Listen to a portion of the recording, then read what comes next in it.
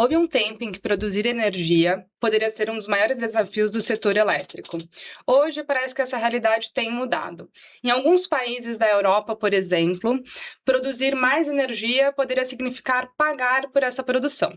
Parece um contrassenso, mas hoje é exatamente o que a gente vai falar no quarto episódio do Facilita.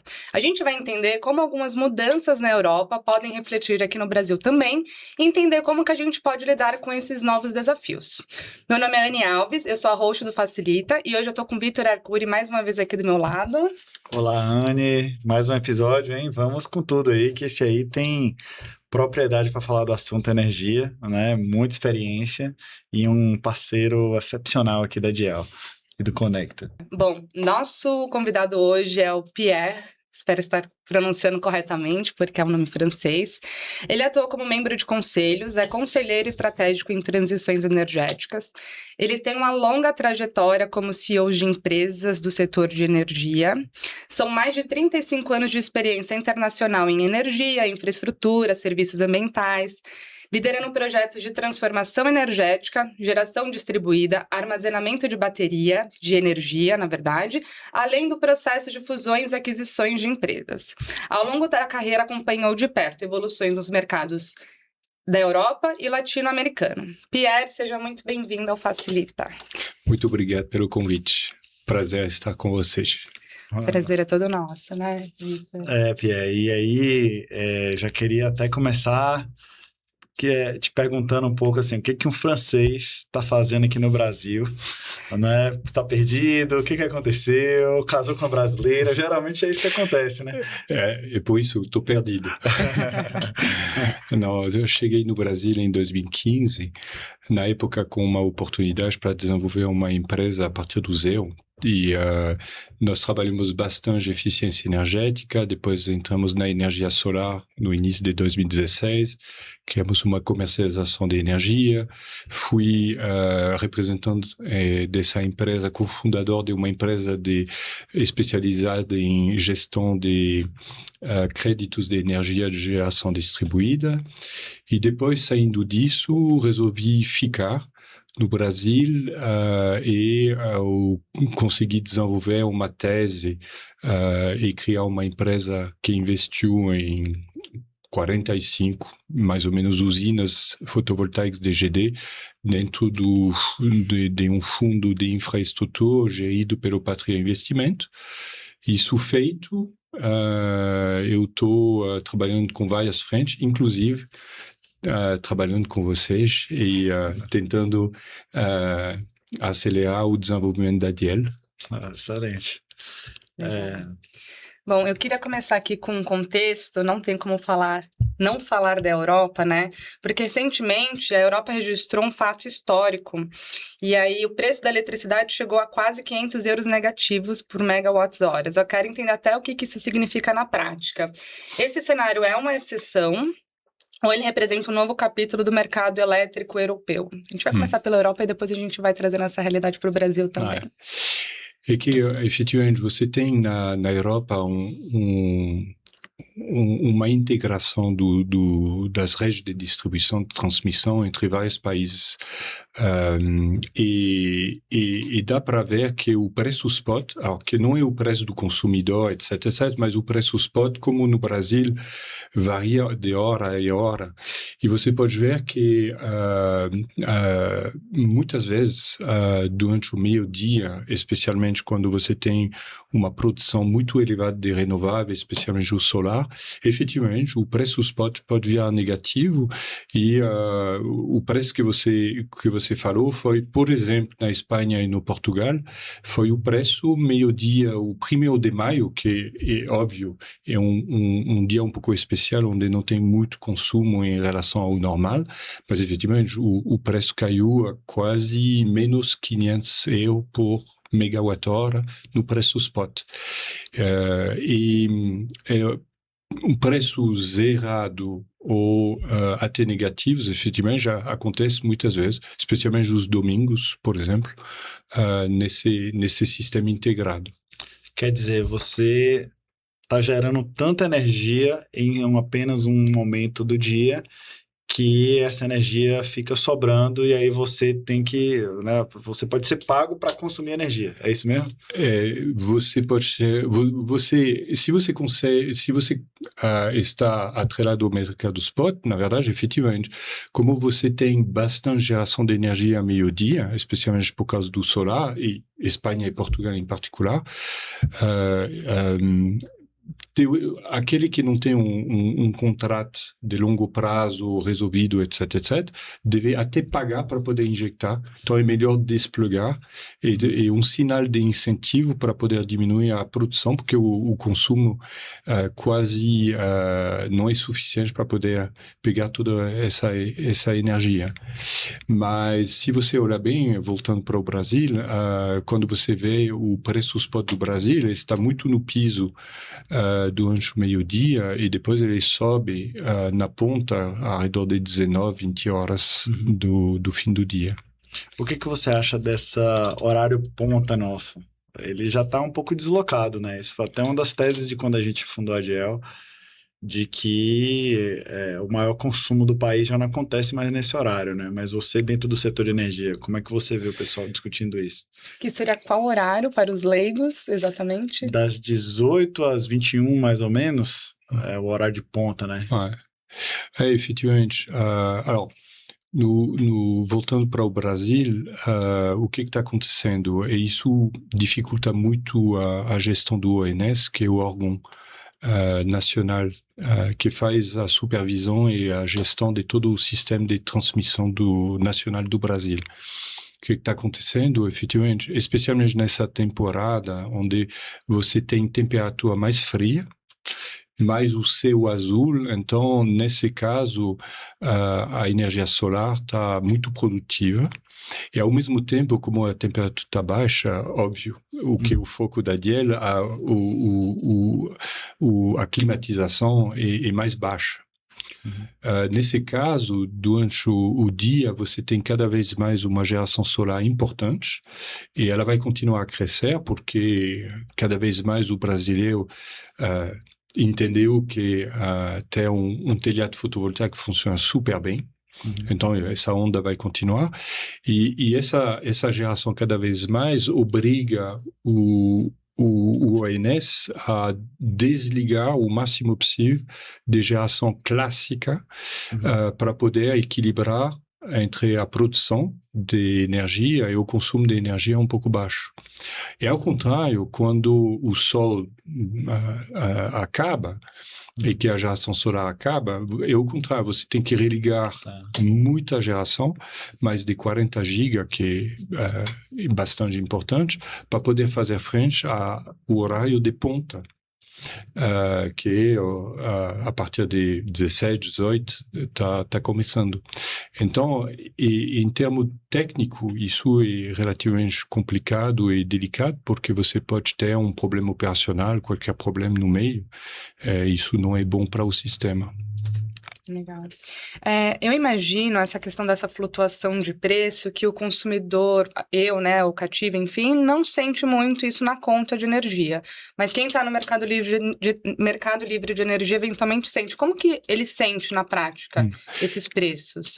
Eu diria, efetivamente, você tem razão, o consumidor, especialmente o consumidor de baixa tensão, que tem uma tarifa flat, sempre a mesma, não vai sentir diretamente. Indiretamente, ele vai sentir no aumento do preço da energia, porque para fazer frente a essa situação, óbvio, você tem que continuar a investir no sistema elétrico brasileiro e, ao momento, isso vai se refletir na conta de energia. Então, a conta de energia, ultimamente, sempre está avançando um pouco mais rápido do que o IPCA, em geral. Bom, isso dito, a tarifa hoje em baixa tensão, efetivamente, é flat. Você tem, para os consumidores de alta tensão, que estão em tarifa que se chama tarifa A4, você tem algumas modalidades onde você tem um diferencial de preço entre a hora fora ponta que é a hora normal, e a hora de ponta que você definiu, Victor. E lá você tem um sinal preço de tarifa.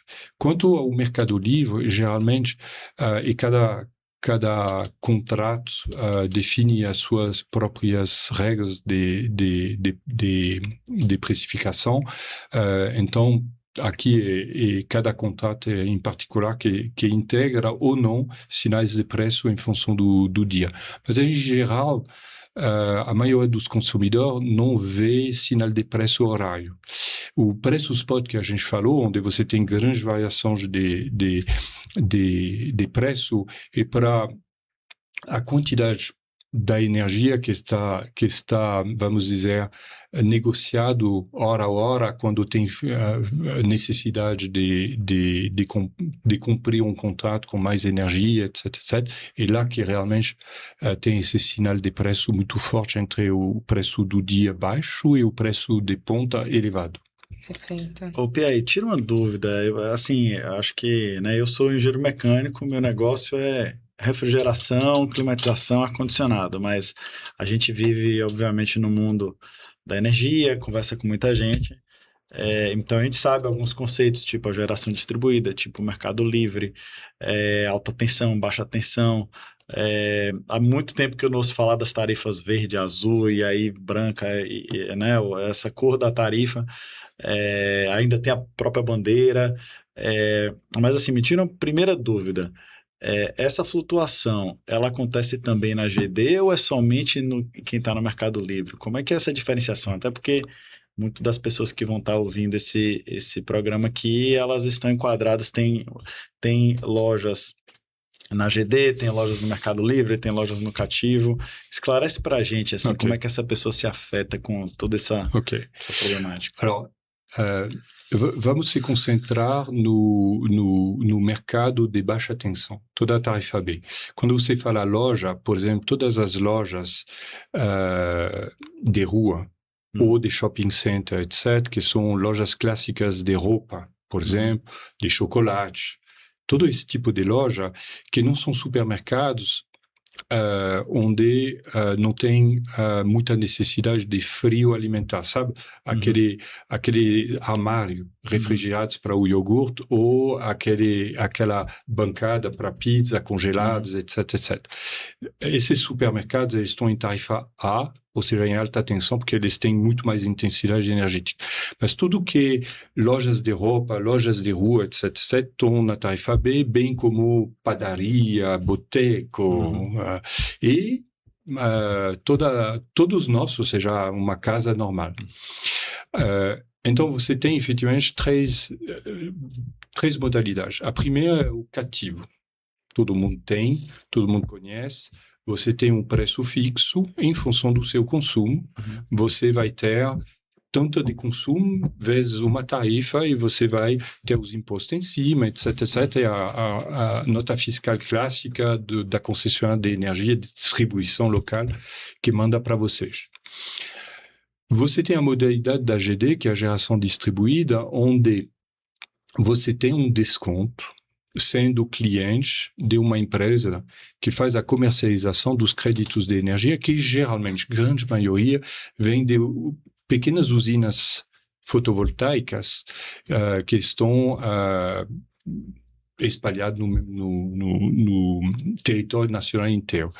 Aqui você tem, na verdade, um desconto que pode ser de 10%, 15%, 20% na sua conta de energia, mas eu diria que fora o desconto não muda a natureza. E sempre você está conectado na concessionária, você recebe sempre a energia da sua distribuidora, etc. Só que o faturamento é um pouco diferente e você tem um desconto para poder aderir nisso. Mas não muda. Ou seja, você não vai ter um sinal de preço que vai depender do horário, esse tipo de coisa. Agora, esse mercado também vai virar livre. E daí qualquer um vai poder aderir ao Mercado Livre, que vai começar a partir do ano que vem. Eu, pessoalmente, acho que a onda de migração para o Mercado Livre não vai fazer muito sentido, porque a GD já dá o desconto, e quando você faz a matemática... É um desconto garantido, né? É um desconto garantido, é super simples, você não tem nada a fazer. O Mercado Livre é um pouco mais complicado a gerir. Também você tem regras de precificação um pouco diferentes, e vai ser um pouco complicado de competir com o mercado GD. Então, vamos ver, porque ele vai se abrir, vamos ver o que vai acontecer. Eu não sou um mago assim para ver o futuro, infelizmente, mas não acho que vai ser muito relevante. O Mercado Livre é muito mais relevante no A4, onde faz tempo que todos os supermercados, em grande maioria, ou os grandes consumidores, já estão com Mercado Livre. Mas o Mercado Livre é a mesma coisa, ou seja, você tem um contrato de 3 anos, ou mais, ou menos, etc., com preço garantido, e você não tem tanto esse sinal de preço que realmente do mercado spot. Você pode tanto ter um contrato do Mercado Livre com valor fixo em que você paga e você tem a garantia daquele valor, ou então você pode estar no mercado spot comprando energia, fazendo trading de energia. Esse negócio de trading de energia é muito complexo, tá? O consumidor não vai nesse mercado, ou seja, aqui é mais especializado para as empresas de comercialização de energia que faz as arbitragens, etc. Ou seja, é outro nível. Ou seja, aqui, se você faz um erro, você paga muito caro. Não dá para fazer. Se você tivesse uma operação de varejo e tivesse, sei lá, suas 100 lojas. Dessas 100 lojas, 50 está na baixa tensão, 50 está na alta tensão. Vamos fazer um caso hipotético aqui. Yeah. Como é que você preferiria fazer a contratação de energia, gestão de energia dessa rede? Ou seja, simples. 50 lojas em baixa tensão, você busca um contrato DGD. Tá. Busca um desconto. Você tem cuidado com o tipo de empresa com quem você vai assinar, obviamente, para que você assine com uma empresa que tem uma representatividade, uma solidez, etc.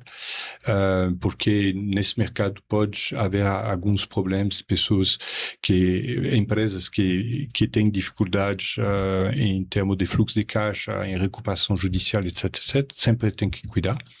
Para 50 lojas, em alta tensão, em tarifa A, é óbvio que o Mercado Livre é uma solução. Daí você negocia com uma empresa de comercialização de energia um contrato de 3 anos, por exemplo, ou 5, ou menos, em função do seu apetite ao risco. E você negocia um contrato onde esses contratos, eles te dão efetivamente uma energia com uma hipótese de sazonalidade e de flutuação do seu consumo. Então, são contratos um pouco mais complicados, um pouco mais sofisticados, mas nada totalmente irrelevante. Mas a grande maioria dos consumidores de A4 relevantes que tem, por exemplo, essa situação, já estão no Mercado Livre. E aí eu diria que o Mercado Livre, geralmente, os descontos são da mesma ordem de grandeza, 10, 20%. Pode ser menos, pode ser mais em função, mas geralmente é isso. Mas e aí, se acontece agora o El Niño? O El Niño vai ter muito calor, vai ter escassez hídrica, vai oscilar preço. O que vai acontecer com essas 50 lojas? Você não pode prever o custo que você vai... Como é que eu vou fazer o orçamento dessas 50 lojas? No Mercado Livre, uma vez que você negocia o seu contrato, não vai ter mudança. Na GD, o que vai ser, você vai... quando você tem uma escassez hídrica, a ANEEL coloca em ação a famosa bandeira, com vários níveis, em função, por exemplo, do escasse hídrico, só para dar um sinal preço ao consumidor para que ele limite o seu consumo. Aumentando o preço, você faz mais atenção ao seu consumo, e daí uma maneira de poder influenciar o consumidor a diminuir o seu consumo quando tem um estresse, especialmente aqui hídrico, por exemplo, e daí você vê aparecer essa famosa bandeira. E daí o cliente DGD vai pagar essa bandeira, vai ter esse sinal de preço e ele vai provavelmente ter uma tendência a diminuir o seu consumo, e que o efeito que está desejado pela regulação do sistema, óbvio. Tem uma pergunta em relação a esse exemplo hipotético das 50 lojas para GD. Quando que compensa você, ou se tem uma conta assim, né? Você ter contratar uma GD ou você gerar a sua própria energia com painéis solares, enfim. Existe alguma? Alors, quando você é uma loja, se você quer um painel, você tem que ter o telhado. E isso não é simples. Primeiro, você pode ver, é simples, você pega qualquer rua onde você tem muito comércio, etc., olha um pouco em cima, e também, vamos dizer, alguns painéis solares não vão estar capazes de dar toda a energia necessária para alimentar. Outra coisa, para colocar um telhado fotovoltaico, você tem que ter um telhado com uma certa resistência, porque você vai colocar peso em cima. Isso é importante. Então, não é todo mundo que pode fazer isso. Então, a GD, eu diria, uma solução muito simples, porque um consumidor não tem que fazer investimento, é outro que fez. Ele tem o desconto garantido. E também ele não tem que investir em nada ou fazer. Então é super também, simples, né? exatamente. E outro que dentro do mesmo perímetro da concessão de distribuição de energia elétrica, alguém fez um investimento para colocar uma usina que pode ir, uma usina solar que pode ter uma potência até 5 MHz. 5 MHz, para dar uma ideia, e até 15 hectares de painéis solares, mais ou menos. Ou seja, já é relativamente grande, mas nesse mercado não é uma geração centralizada de centenas de mega. Então, o outro fez o investimento e você se beneficia de uma parte do ganho desse sistema. Perfeito. Bom, a gente está falando aqui de Mercado Livre, a gente também começou o episódio falando dessa flutuação de preços na Europa. Você acha que isso vai ser refletido no Brasil como no extremo que aconteceu na Europa? Então, a gente estava falando de um valor de menos 500 euros, né? Isso, o Brasil caminha para esse lugar? Alors, é interessante de ver sempre o que está acontecendo e tentar ver isso como poderia se traduzir. Alors, não é uma certeza, etc., mas faz tempo que eu vejo, por exemplo, o mercado na Europa geralmente já está livre para todo mundo. Está chegando no Brasil, mas já faz anos que está livre. Então, cada um pode escolher quem vai ser o seu fornecedor do eletrão. Não do fio que passa em frente da casa, que isso é a concessão local de distribuição de energia, mas o eletrão que circula, a energia em si, você está livre de buscar. Eu vejo empresas especializadas no Mercado Livre na Europa, faz tempo que eles estão fazendo propaganda para dizer, olha, se você trava um contrato comigo, você vai ter um preço interessante. Em geral, na França, por exemplo, é 10% de desconto. Okay, beleza? Mas eu vou te dar 2 horas no meio-dia que você escolhe e a energia vai ser a metade do preço. Indiretamente, quando essas empresas especializadas fazem as suas operações de compra, etc., óbvio, eles estão tomando em conta o fato que meio-dia o preço da energia é barato, etc., etc. Então, eles fazem as suas operações e repassam um pouquinho desse incentivo para o consumidor, para dizer, ó, no meio-dia você tem um desconto. Qual é a consequência? Especialmente num país como a França, no inverno, onde você tem que aquecer a tua água para fazer o aquecimento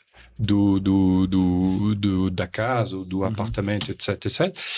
Tradicionalmente, você tem, por exemplo, se o aquecimento é elétrico, você tem um tanque de água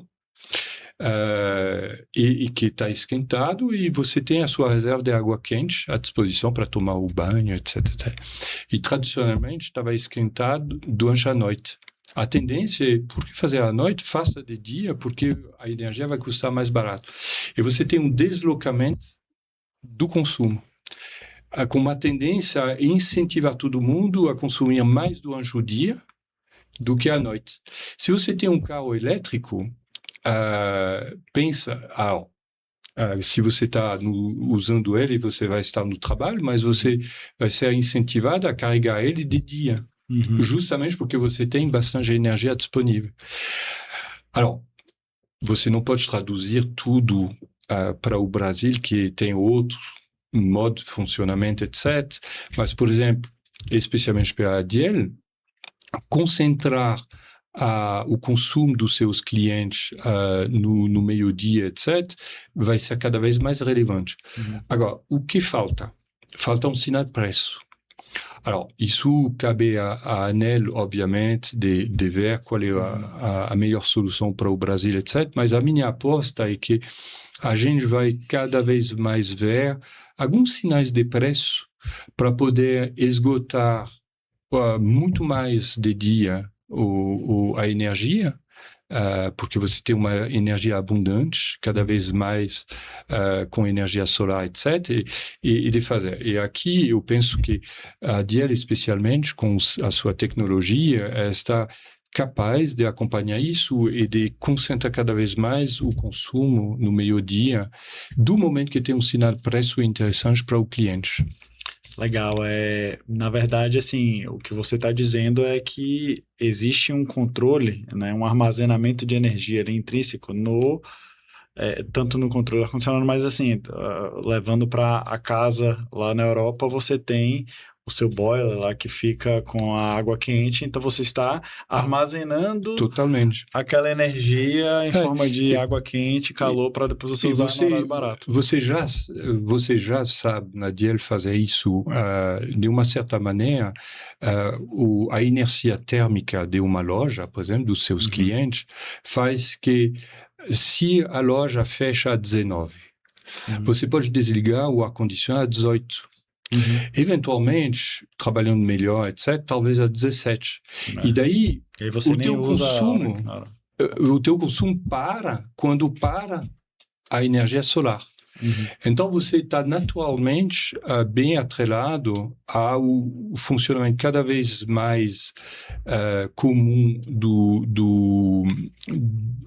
do sistema elétrico brasileiro, onde você tem um bolsão de energia solar. Cada vez mais, do meu ponto de vista, vai ter um incentivo a consumir esse bolsão. Porque hoje, o que está acontecendo é que, especialmente nesse momento, e vamos ver, o Dia dos Pais vai ser, como o ano passado, um dia crítico para o sistema, é que o ONS, que faz a gestão do sistema integrado, está obrigado a desligar geração eólica, fotovoltaica de dia, para não sobrecarregar o sistema. Mas uma pena, porque o investimento foi feito. Então, o custo dessa energia o custo marginal é nulo, porque o investimento foi feito, e isso que pesa no custo, por exemplo, da geração solar ou eólica. E desplugar isso e perder uma energia que já foi investida. Não é bom para o investidor, não é bom para o sistema. Mas daí, efetivamente, incentivar a consumir cada vez mais essa energia de dia é um ponto. E do outro lado também, você citou o armazenamento de energia, de BESS, etc., o famoso BESS. Ou seja, é a mesma coisa. Quando a Diel está capaz de influenciar o consumo de energia para poder ir no momento onde tem bastante energia barata, da mesma forma, o armazenamento de energia faz o contrário. Ele pega uma geração de dia e vai deslocar essa energia para horário de ponta, diminuindo a tensão no sistema integrado elétrico brasileiro. Então, esses dois movimentos, é um que desloca a carga para o meio-dia e outro que desloca a produção para a ponta, para poder equilibrar cada vez mais melhor. Alors, não estamos ainda lá, mas eu acho que se eu teria que desenhar um pouquinho o futuro, é um pouco o futuro do Brasil para isso. Legal, porque no final das contas a gente é um país com alta capacidade de geração de energia renovável, principalmente no solar, e só está crescendo, né?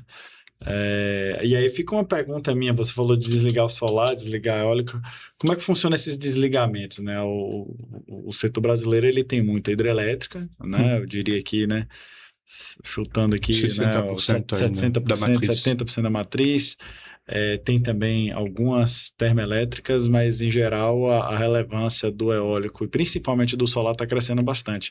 Mas como é que essa decisão de desligamento, quem é que é desligado por último ou primeiro? É mais pela complexidade de desligar cada sistema desse, né? Tem que fazer uma distinção entre tudo que é acessível ao ONS, que faz essa gestão. Então, aqui a gente está falando de energia renovável de grande porte. Ela está ou diretamente conectada no sistema de transmissão, então altíssima tensão, aqueles fios longos, etc., sabe, que vem do Itaipu, esse tipo de coisa, ponto 1. E também, a partir desse ano, o ONS também tem a capacidade de desligar grandes usinas fotovoltaicas que estão na rede de distribuição, que estão nas concessões, mas grandes, não a AGD. E, efetivamente, ele manda um sinal para desligar, para poder equilibrar entre a geração e o consumo. E, então, entre desligar hidroelétrica, desligar termoelétrica, desligar solar, desligar, etc., é o trabalho dele de fazer essa equilibragem o tempo todo. E efetivamente, no momento onde você tem um consumo relativamente mais baixo, porque, por exemplo, nesse momento você não tem tanta necessidade de climatização, que é um grande fator no Brasil, o aquecimento no Brasil não tem. Se eventualmente, sabe, aquele famoso radiador a óleo que você coloca debaixo do cobertor quando você assiste à televisão, no mês mais frio, etc. Ou seja, mas isso é pouco desenvolvido, mas a climatização no inverno é relativamente baixo, etc. Então, é lá nesse momento que você tem bastante desligamento de produção centralizado, como eu falei. Mas, mesmo assim, em alguns dias, especialmente dias dos pais, etc., é um pouco crítico. E a energia solar no Brasil vai continuar a crescer, mesmo se hoje não tem tantos investimentos em geração centralizada, os grandes usinas de várias centenas de mega. Também a onda de implantação de usinas em GD, em geração distribuída, aqueles que vão até 5 mega de potência, está acabando. Tem ainda algumas implantações, mas a onda passou. Mas toda a onda de telhados, pessoa física em casa ou pessoa jurídica em cima de um galpão, esse tipo de coisa, está continuando e vai continuar. E há um risco da pessoa que colocou o solar no telhado, né, no seu telhado. Porque hoje você instala uma solar no seu telhado e aí você tem uma taxa de produção e aí há uma compensação do quanto você produziu versus o quanto você consumiu e aí se você até produziu mais, fica até de crédito. Mas há um risco de que a geração solar seja tanta em que o sistema fale assim, não, no momento que você para de produzir, você tem que começar a pagar a energia, porque essa energia que você está me gerando, eu não consigo armazenar ela. Então, há um risco para quem investiu perder esse desconto no momento onde não está sendo mais gerado? O primeiro momento, até todos os projetos que foram protocolados até o 7 de janeiro de 2023 e que foram instalados pelo menos 12 meses depois, quando você tem um telhado solar, a energia que você não vai consumir, ela vai na rede da distribuidora e volta para você a custo zero menos os impostos, para fazer simples. Projetos mais recentes, quando volta a energia, você paga uma parte do custo da distribuição, porque quer ou não quer, a rede de distribuição existe, ou seja, então alguém tem que pagar, então é o consumidor. Então você começa cada vez mais a pagar. Mas como ao mesmo tempo o preço do fotovoltaico caiu, continua a cair, está muito mais baixo, etc., o sistema fica equilibrado, mas você já paga uma parte da sua cota para pagar o sistema de distribuição que te beneficia de qualquer jeito.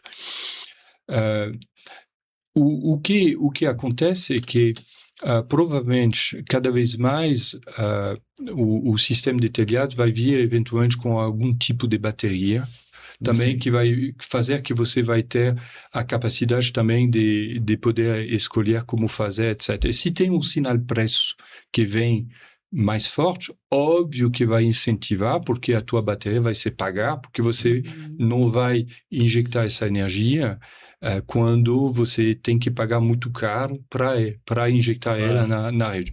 Então, pode vir assim, mas hoje ainda, e acho para o futuro também, ou seja, telhas fotovoltaicos vão continuar a ser instalados no Brasil, provavelmente cada vez mais com bateria, especialmente se tiver um sinal de preço. Então, isso não vai ajudar o trabalho global de manter equilibrado, porque o bolsão solar, vamos dizer, vai continuar a crescer. Então, vai ter sinal. Acho que o mais simples é dar um sinal de preço para poder incentivar ao máximo possível ao nível do consumo investimentos com a DL, por exemplo, para poder gerir melhor a carga e deslocar cargas quando puder, e com empresas especializadas em armazenamento de energia, justamente para deslocar a energia. E lógico, ou seja, ao contrário, por exemplo, de uma termoelétrica, etc., a energia renovável, ela não é pilotável. Ou seja, quando tem sol, tem energia. E quando não tem sol, não tem energia. Quando tem vento, tem energia, etc. Então, a bateria ou a gestão do consumo é naturalmente necessária para poder acompanhar essa onda. Então, quando você tem pouco de energia solar ou eólica, não tem problema, o sistema aguenta. Agora, estamos cada vez mais com uma porcentagem relevante. Hoje, ainda a matriz elétrica do Brasil é muito hidro, mas, ponto em proporção, você tem muito mais solar e eólico que está vindo, muito longe ainda do nível do hidro, mas vai mais rápido essa onda, ponto 1. Ponto 2 é que o hidro é super legal, ou seja, é a força do Brasil, mas você tem um pequeno detalhe e que está sujeito à seca. Estamos hoje num ano El Niño muito forte. Vamos ver o ano que vem, a consequência disso, eventualmente pode ter uma escassez hídrica. E daí, você tem um sinal de preço através da bandeira, que vai ser o primeiro. E daí,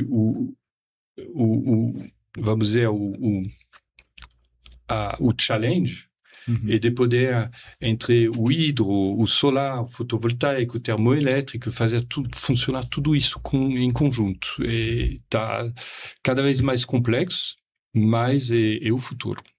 Bacana. Eu queria aprofundar um pouquinho esse tema de BESS. Eu ouvi falar a primeira vez no Dial Trends do ano passado, essa questão do armazenamento de energia. Eu queria saber da sua visão, como que isso está no Brasil, né? A que ponto é uma realidade de fato? Qual que é a previsão disso para o futuro, enfim? Alors, todo o mercado de energia aposta que a bateria vão ser cada vez mais comum. É um mercado incipiente, como em 2016, quando comecei a energia solar no Brasil, ou seja, tinha pouquíssima coisa e virou quase exponencial. Não sei se a onda da bateria aqui no Brasil vai ser a mesma história, mas é um mercado que vai crescer, porque tem necessidade e você tem já nichos que faz sentido. Então, para classificar de cima para baixo, o Brasil está preparando leilão, que a gente chama LR Cap, onde vai ter investimentos de grandes sistemas de bateria a um nível elevado de tensão para poder ajudar o ONS a equilibrar, etc. Então, é uma primeira onda, como na época, por exemplo, em 2014, houve o primeiro leilão solar para fazer essas grandes usinas solar que começou no Brasil. Em 2014, 2015, teve vários leilões, vai ser a mesma coisa com bateria. Então, isso, eu diria, é um mercado para grandes fabricantes, grandes investidores, e óbvio que aqui você tem grandes empresas tipo WEG óbvio, bastante chineses que vão competir nesse mercado com engenharias locais, etc, etc. Embaixo, você tem o movimento onde a bateria cada vez é mais acessível, etc. E você vai ter gente que vão propor para clientes bateria junto com o telhado solar, etc. Isso vai fazer parte, provavelmente, cada vez mais da vida.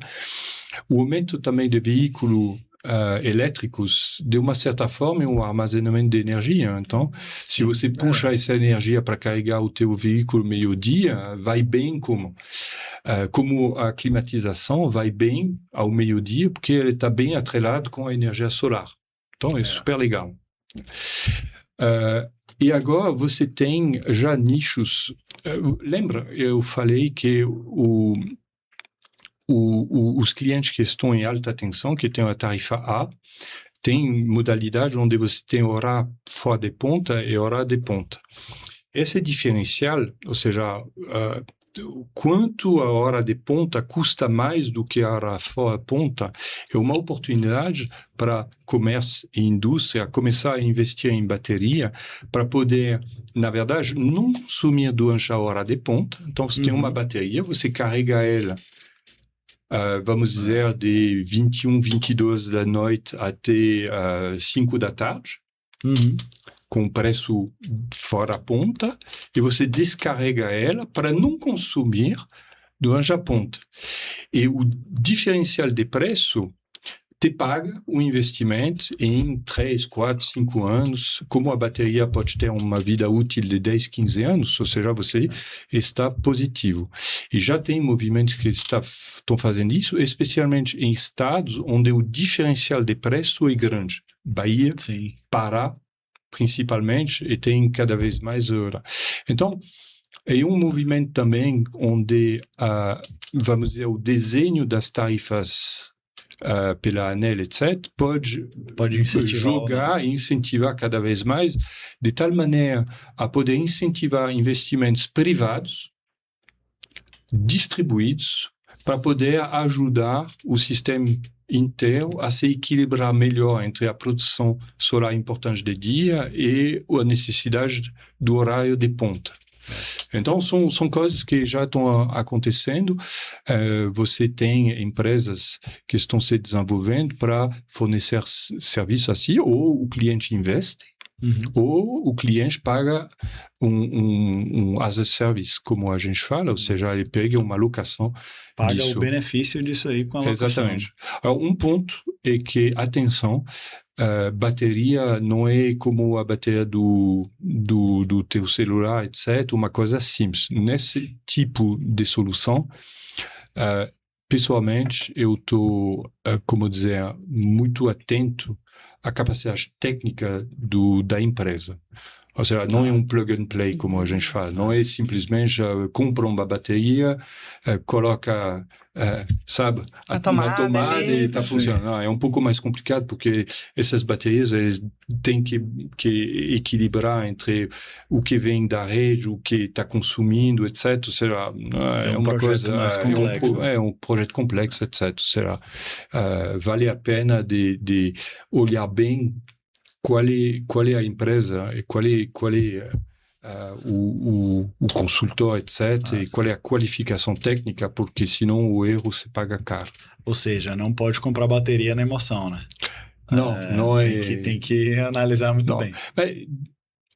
De toda maneira, o mercado de energia elétrica, qualquer seja a solução, etc., é um mercado de alta tecnicidade, onde tem uma certa recompensa para aquele que realmente sabe do que se trata. Bacana. Que é um pouco justo pensando isso, porque senão não seria legal, a gente não teria nada para fazer. A gente não estaria nesse setor. Exato.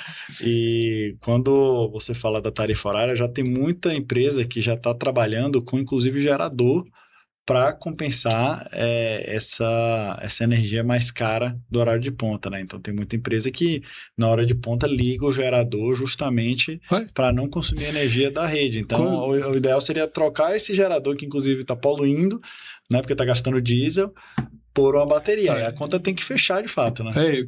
Quando cheguei no Brasil em 2015, os meus primeiros contatos era com uma grande rede de varejo alimentar nacional e muitas dos supermercados tinham um gerador diesel e esse gerador diesel, óbvio, é para fazer backup quando tem uma falha de energia, porque você não pode deixar a pizza descongelar de jeito nenhum. E também toda a freguesia sem luz, você imagina o pânico no supermercado, onde está tudo escuro, etc. Mas também servia para poder fazer a geração de energia local durante a hora de ponta. Agora, você tem razão, é diesel, ou seja, não é muito bacana em termos de poluição. Então, hoje, com o preço de bateria decrescendo, provavelmente vai ter uma onda para poder trocar isso, especialmente nos estados onde já o custo diferencial entre fora ponta e ponta é grande. Legal. E justifica o investimento. Ansioso por esse momento, né? Porque realmente o gerador, e assim, imagina que você está com uma loja, um estabelecimento em um local residencial, o gerador faz muito barulho, né? Muito ruído ali que você gera naquele ambiente, né? Sem contar o gás de escapamento, não é bem legal, né? Isso, não somente o CO2, mas você tem também todas as partículas finas, etc. Mesmo se o gerador é bem, tem uma boa manutenção, etc., não é ideal. Mas, ao mesmo tempo, você tem razão com bateria, e ao mesmo tempo, pensando bem, como você bem falou, armazenar frio e armazenar energia. Sim. Então, o sistema DIEL está justamente feito para isso, para estar capaz de, cada vez mais que vai ter sinal de preço, de estar capaz de direcionar o consumo.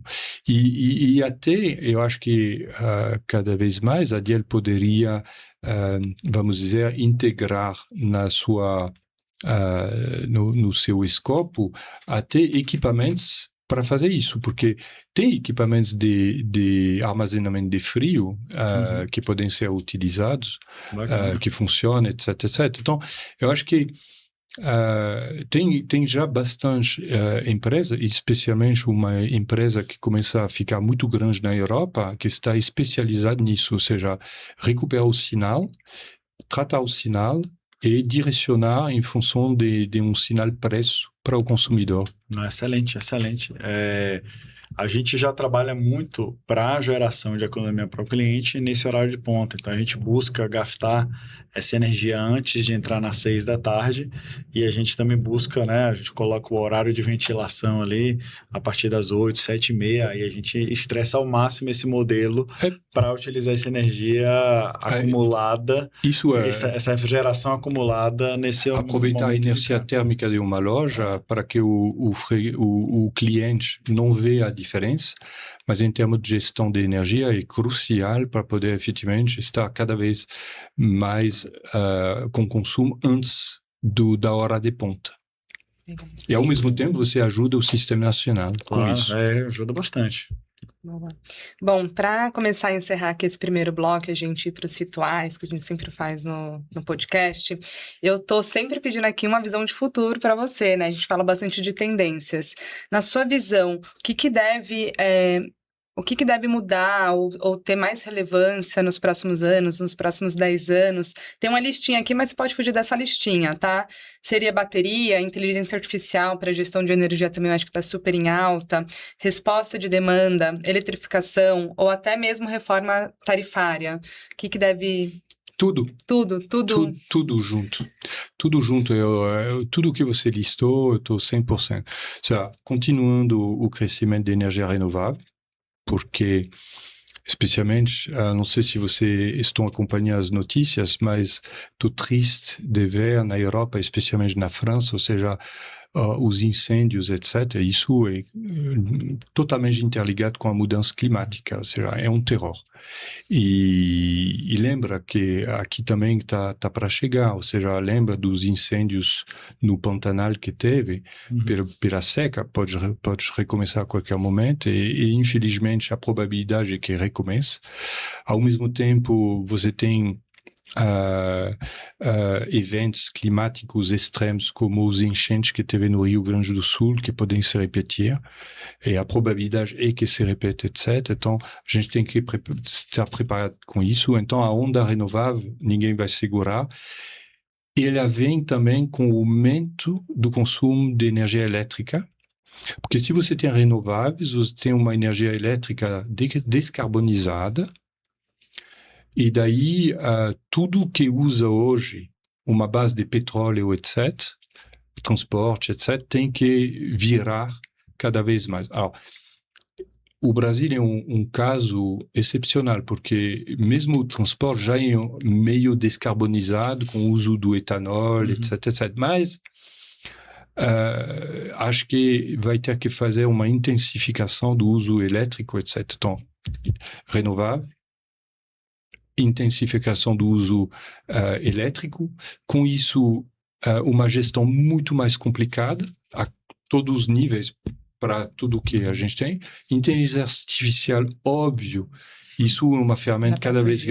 E a Diel é pioneira nisso, ou seja, ele está investindo muito em inteligência artificial justamente para poder analisar e aproveitar o máximo possível o banco de dados que vocês já acumularam nos últimos anos, está cada vez mais preditivo, preciso, etc, etc. Então, óbvio que vai ser.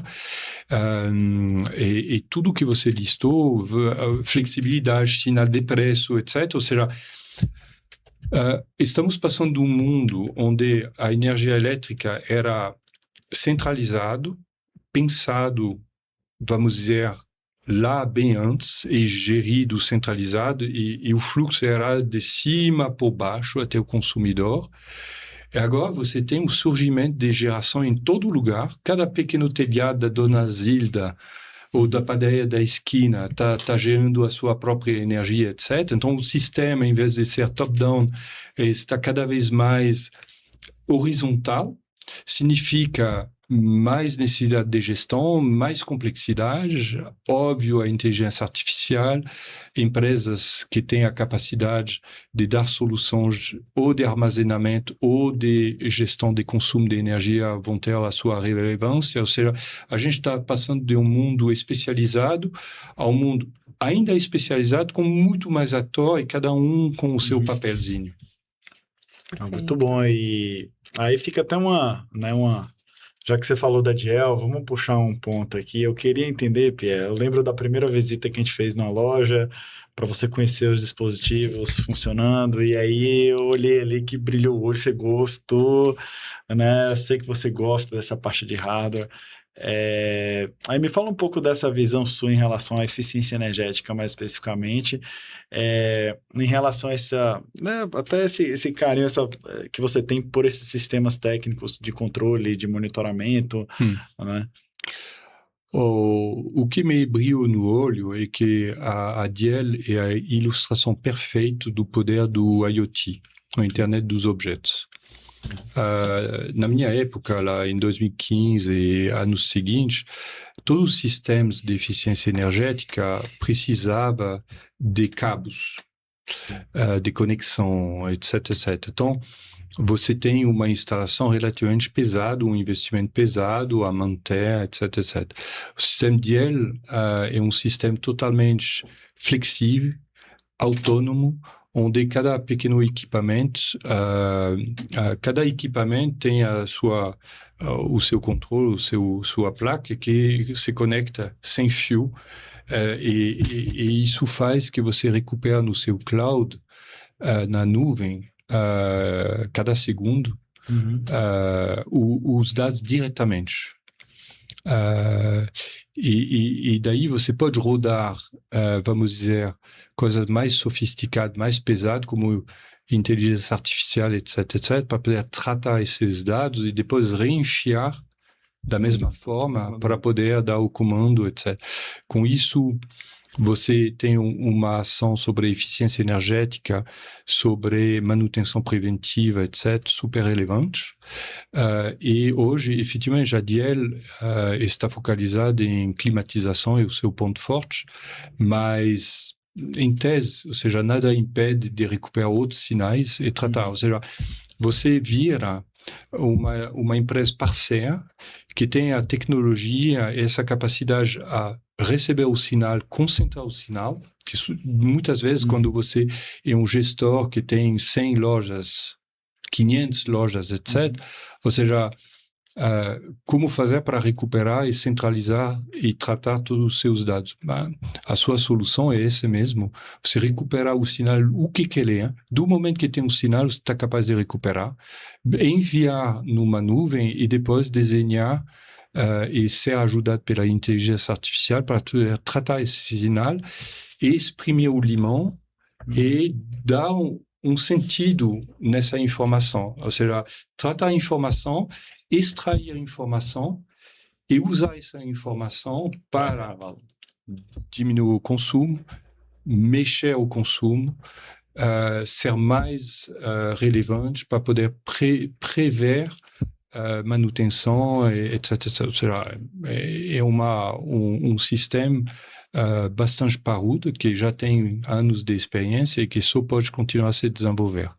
Maravilha.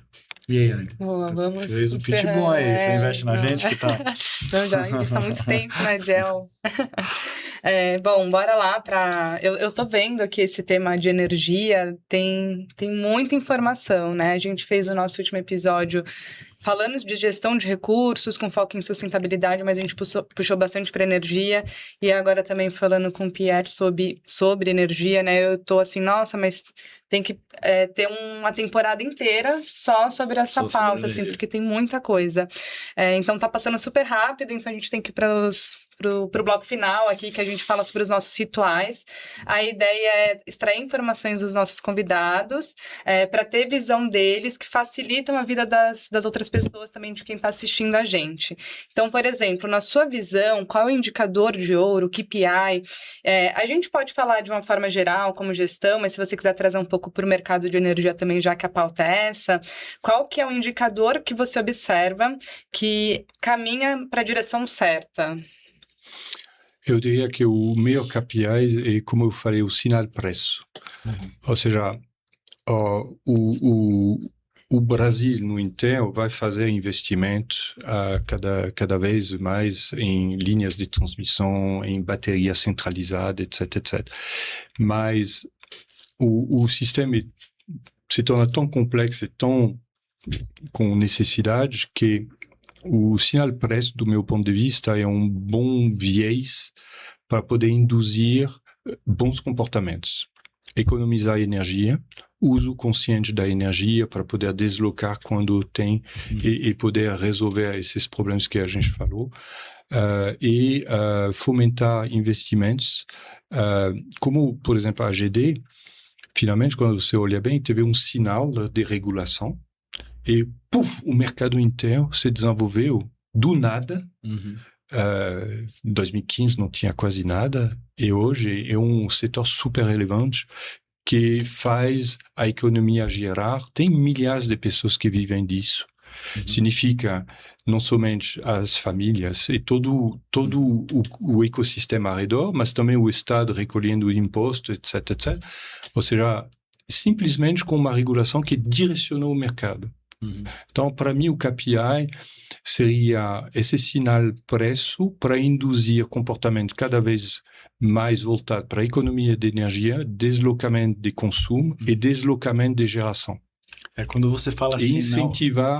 Incentivar essa energia que existe no Brasil para poder, para poder acelerar e para poder direcionar todo o mercado para a solução que vai bem.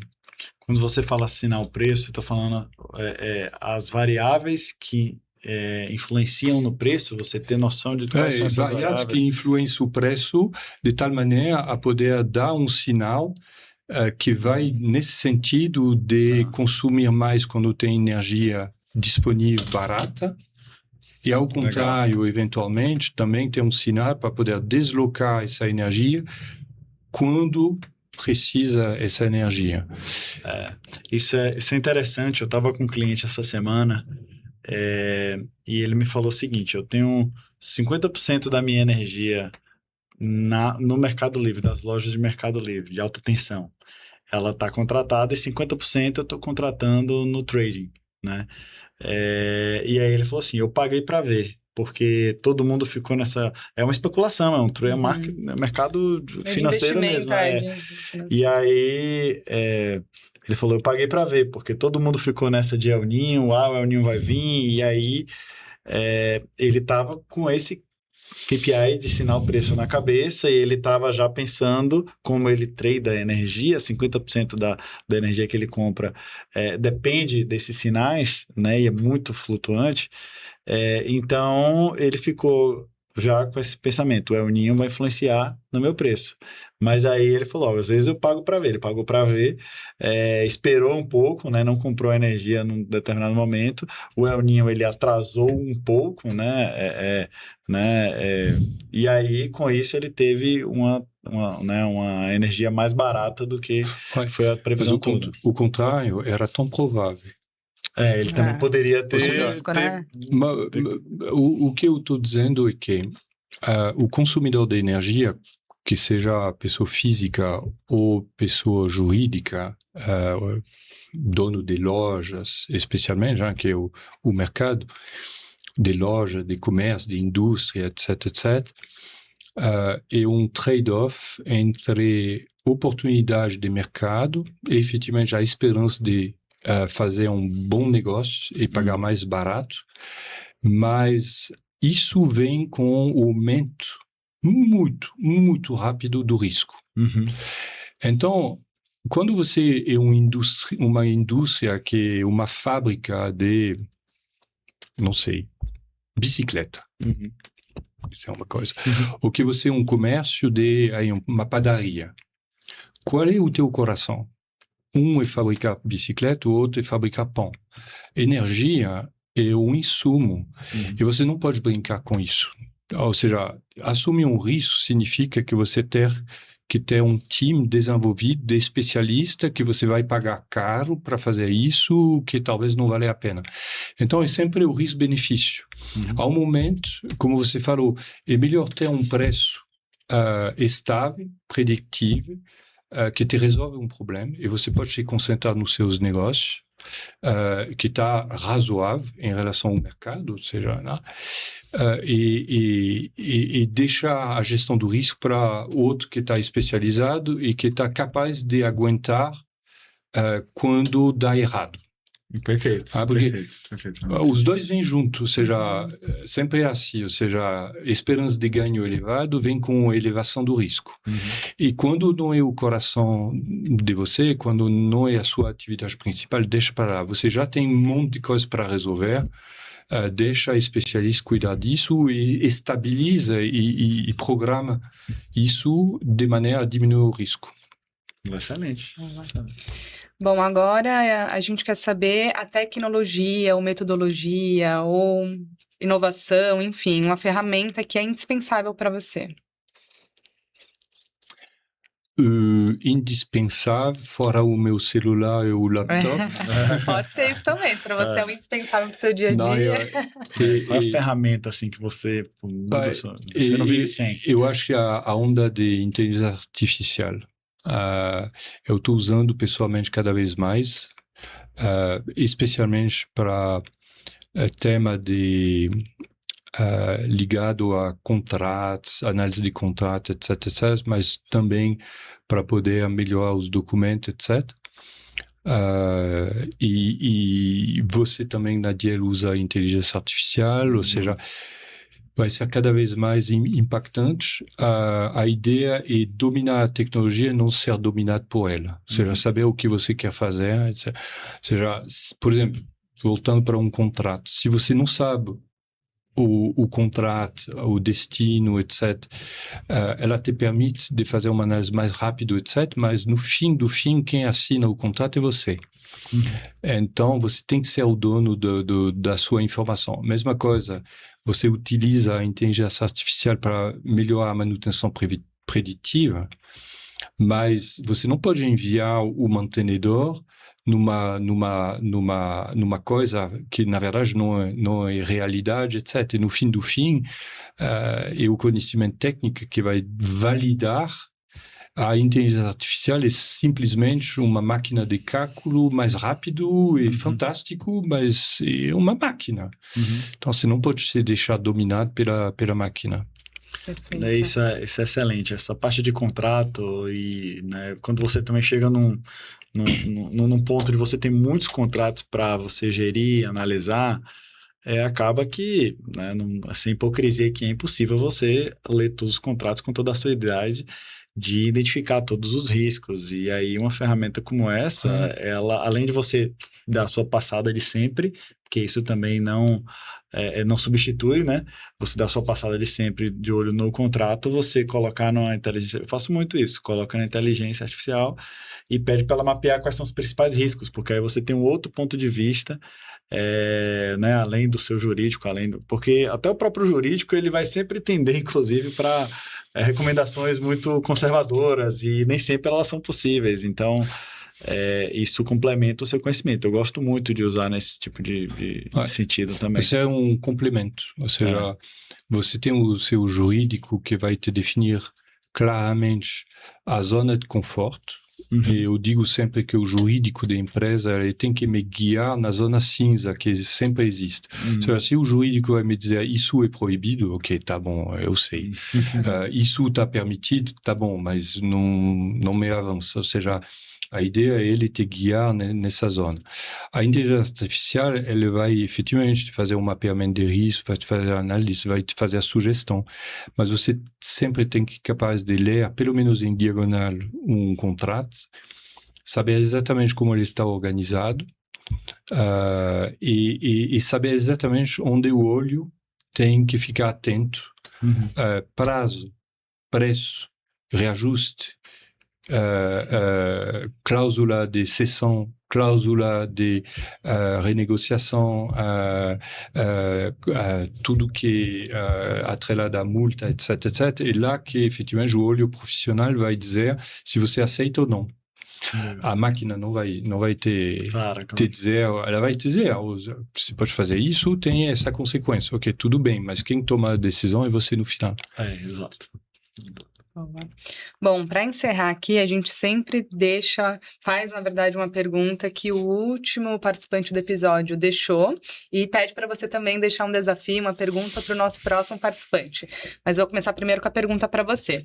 Quem participou do último episódio foi o Lucas Atademo, ele é gerente de projetos e head de energia do Açaí Atacadista. Ele trouxe todo um contexto, vale a pena escutar o último episódio, eu trouxe aqui um pouquinho mais resumido. Ele faz a provocação de que o mercado de energia mudou bastante nos últimos meses, e ele fala que hoje o preço sozinho já não basta. E aí a pergunta de forma prática: como gestores devem se posicionar neste novo cenário? O que mais deve pesar na escolha de um fornecedor de energia? Ok, antes de tudo, como você já conhece bem o Lucas, eu me relacionei bem com ele, eu aproveito para cumprimentar ele, dizer que é uma honra de passar depois dele. Respondendo, eu acho que um gestor tem que prezar sempre pela vida, para a análise completa do ciclo de vida. É sempre um equilíbrio entre o CAPEX, o investimento, e o OPEX, o custo de operação, e tem que ver o que a gente chama de LCOE, ou seja, o custo médio de utilização ao longo da vida útil do equipamento. Isso cada vez mais faz sentido. Daí, nem sempre uma compra barata é bem legal, e muitas empresas que têm que cuidar muito do seu orçamento de investimento têm tendência a mitigar isso, a diminuir o investimento, mas vão pagar caro ao longo do tempo. Mas como você paga um pouco mais cada ano, a dor ela fica a priori mais fácil para aguentar. Mas no fim do fim, quando você faz a análise do ciclo de vida, você se dá conta que foi um péssimo. É por isso que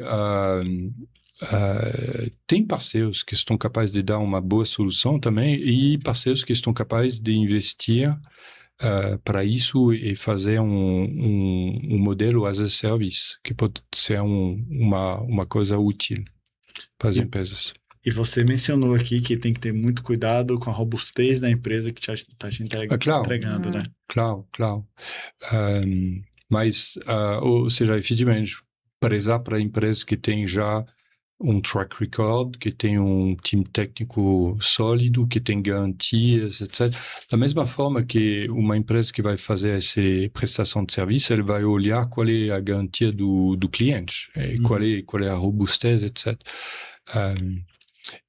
Mas é isso, ou seja, a análise do ciclo de vida de um equipamento é super importante.